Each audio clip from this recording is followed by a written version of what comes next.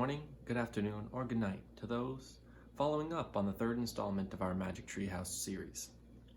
Last time, Jack and Annie were given a hand from a seal hunter and his team of dog sleds after being given a mysterious riddle and thrown into the Arctic. Let's see where their adventures in the Arctic take them and what that mysterious riddle might mean. Do any of you remember what the mysterious riddle was? If you remember last time, I cover what's real and hide what's true, but sometimes I bring out the courage in you. What am I? Just think about it. All right, let's get into it. This is Polar Bears Past Bedtime by Mary Pope Osborne. Chapter 4, Snow House.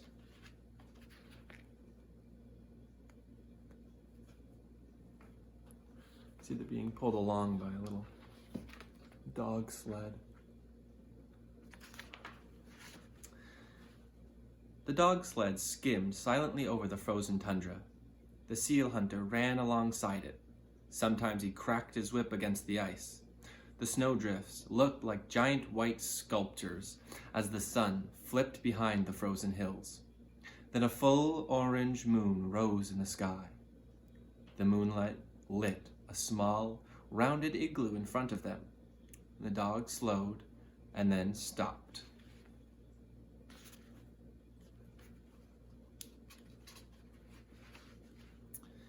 Jack stepped off the sled. Annie went to help unhitch the dogs, and Jack took out his book and read about igloos.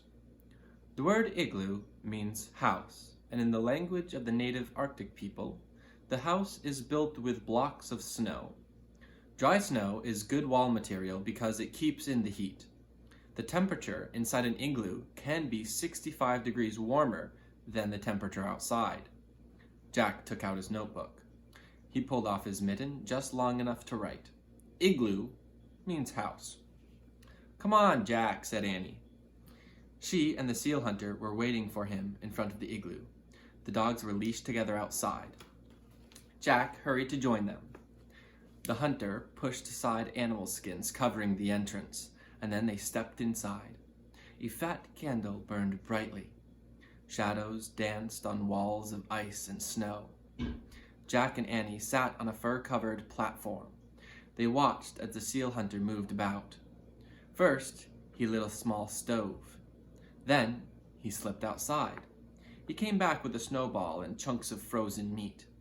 He put the snowball in a pot over the stove. Then he added the meat. What's he making? Asked Annie. Jack pulled out his book and found a picture of a hunter cooking.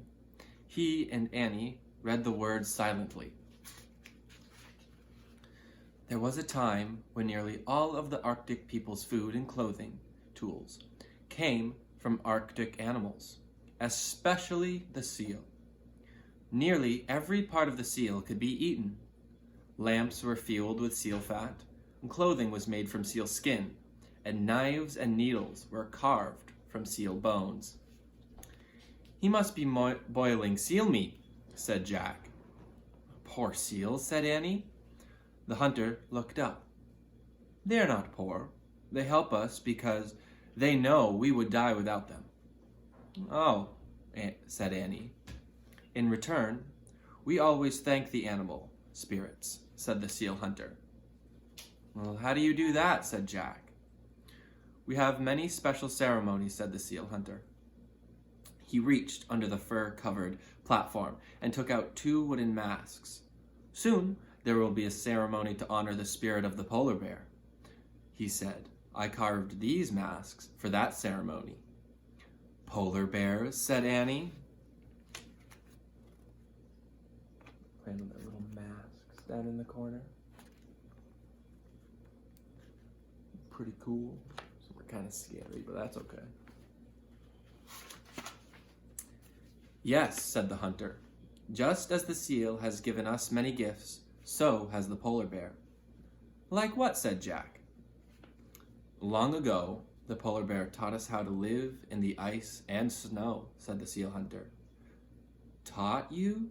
said Jack. I mean, can you give us some facts? The seal hunter smiled. Yes, he said. A polar bear catches a seal when the seal comes up to breathe through a hole in the ice. The oldest seal hunters watched the polar bear and learned. This is how my father taught me to hunt seal, and his father taught him. That's a good fact, said Jack. The very first of my people learned to make igloos from polar bears, said the hunter. Polar bears build snow houses by digging caves in the drifts. Another good fact, said Jack. Sometimes the polar bear can even teach people to fly, said the seal hunter. That's an amazing fact, said Annie. Jack smiled. The rest sounded like true facts, he said, but I know that's pretend. The hunter just laughed and then turned back to his cooking. That's why he wasn't surprised to hear about the tree houses, Jack thought. If he believes polar bears can fly, he probably would believe anything could. The seal hunter lifted the chunks of boiled seal out of his pot. He dropped them into a wooden bucket and gave it to Annie. Let's feed the dogs, he said. Oh boy, said Annie. She followed the hunter outside, swinging the bucket.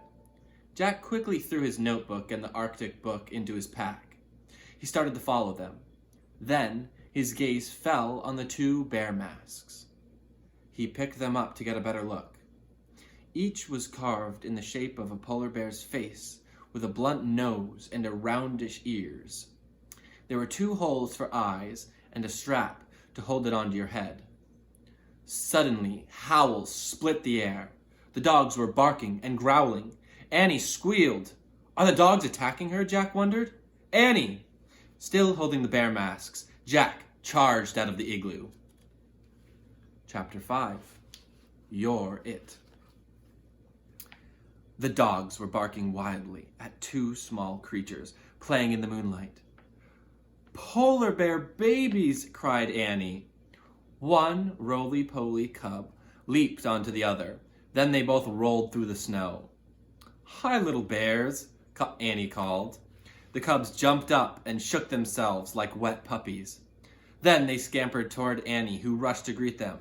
Hi, hi, hi, she called. Wait, shouted Jack. Where's their mother? He looked around for the mother bear, but there was nowhere in sight. Maybe they're orphans, she thought. Jack looked back at Annie. She was wrestling with little bears in the snow. She was laughing so hard that she couldn't even stand. Jack started to laugh too. He carefully put the polar bear masks into his pack. Then he ran to join Annie. She was running with the cubs across the snowy tundra. One of them raced to her, tagged her, then raced away. Annie ran after the bear and tagged him back. You're it, she said. Jack and the other cub joined in. Soon, Jack and Annie and the 2 cubs were all chasing each other over the moonlit snow. They ran until the 2 cubs fell down ahead of them. The cubs lay perfectly still. Are they hurt? Annie wondered aloud. Jack and Annie ran to the cubs. Then, just as they leaned down to see if they were all right, the cubs jumped up. They pushed Jack and Annie over and scampered away. They were pretending, said Jack. He laughed. Jack and Annie charged after the cubs. They ran over the white tundra until they came to a frozen sea. Jack looked around. We're pretty far from the igloo. I don't hear the huskies anymore, he said. Maybe we should go back. In a minute, said Annie. Look! The bear cubs had scooted up a snowbank. They were on their backs, sliding down the bank onto the ice-covered sea. Jack and Annie laughed. It's like sledding, said Annie. Let's try it. Okay, said Jack, but then we have to go back. Jack followed Annie up the snowbank. He clutched his pack in his arms. Annie lay on her back. She whooped as she slid down the ice, and then Jack followed her. Watch out below, he shouted. The little bears were sitting at the bottom waiting.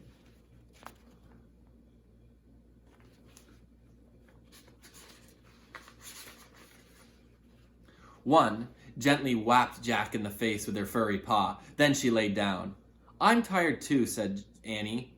"Yeah," said Jack. "Let's rest for just a minute."